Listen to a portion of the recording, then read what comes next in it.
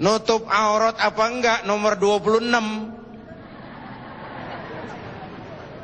Benar itu? Benar. Sehingga Rasulullah ingatkan itu, dua golongan manusia besok di akhirat jangankan surga, baunya saja enggak dapat.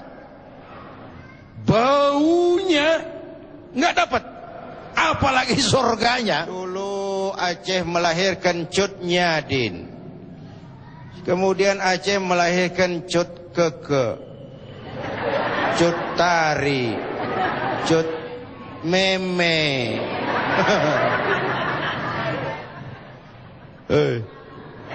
Kok tahu? Ya tahu, gua kan nonton juga. Selingi tadi dengan demo menentang kedatangan Miyabi dan Miss Indonesia. Kita seling dulu nih Bu nih. Miyabi, kenal Miyabi? Di mana kenalannya lo?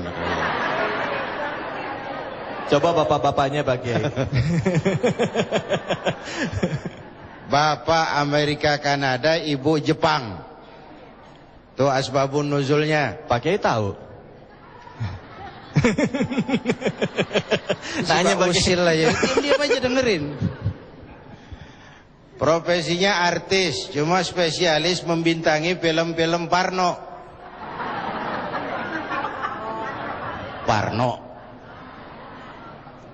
Jadi udah jadi opini bahwa Miyabi identik dengan pornografi. Kalau kedatangannya ke Indonesia katanya untuk melakukan syuting film dan sebagian teman-teman menolak, wajar aja. Ini dalam rangka filter supaya masyarakat bangsa kita ini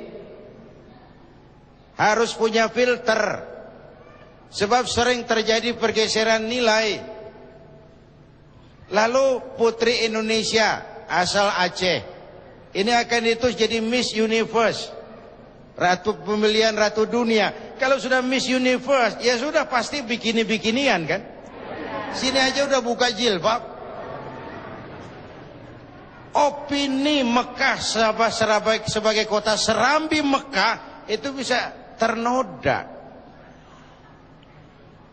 Kita bukan anti kesenian, kita cinta seni, kita suka seni, tapi kita anti pornografi, itu doang urusannya. Bu. Makanya seni bukan untuk seni, seni untuk iman. Akhlak kepada Allah itu tadi. Sekarang jujur aja, anak-anak perempuan kita kalau bicara pakaian yang diuber kan trendy, yang diuber merek, yang diuber harga, yang diuber model. Nutup aurat apa enggak nomor 26. Benar itu? Benar. Sehingga Rasulullah ingatkan itu, dua golongan manusia besok di akhirat jangankan surga, baunya saja enggak dapat. Baunya enggak dapat, apalagi surganya. Siapa? Salah satunya nisaun, perempuan. Perempuan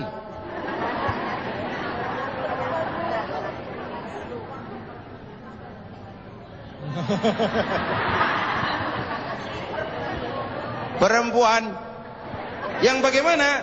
Nisaun kasiyat ariyat mailat mumilat ru'usuhunna ka'asnibatil bukhtil mailat. Perempuan yang berpakaian tapi telanjang. Kasiyat ariyat, berpakaian tapi telanjang. Itu tadi yang diuber model, yang diuber trendy, yang diuber merek, aurat kemana-mana. Kan berpakaian tapi telanjang namanya. Kasiyat ariyat, berpakaian tapi telanjang. Mailat, dia cenderung kepada mode yang seperti itu. Mumilat, menarik perhatian orang banyak, terkenal, Ru'usuhunna ka'asnimatil bukhtil ma'ilat. Kepalanya ditata kayak punggung onta. Tuh rambut model apa tahu kayak punggung onta. Udah ribet kita ngelihatnya. Jadi Bapak Ibu, kita bukan anti kesenian. Kita bangsa yang berbudaya tinggi. Kita anti pornografi. Jelas ini? Kita tidak akan relakan anak-anak kita jadi korban opini. Dulu Aceh melahirkan Cut Nyadin. Kemudian Aceh melahirkan Cut Keke, Cut Tari, Cut Meme.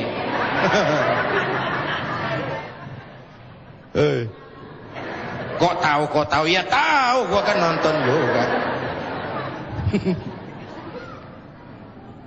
Dulu Sumatera Barat melahirkan Hamka, belakangan Hamka Yandu, koruptor. Terjadi pergeseran nilai yang kita tidak ingin itu. Karena itu kembali kepada menjaga nilai-nilai akhlak.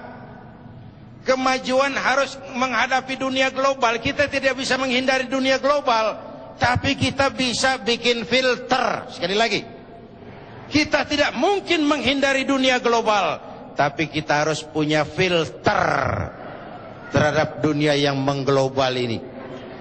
Kalau enggak, kita akan kehilangan jati diri sebagai bangsa.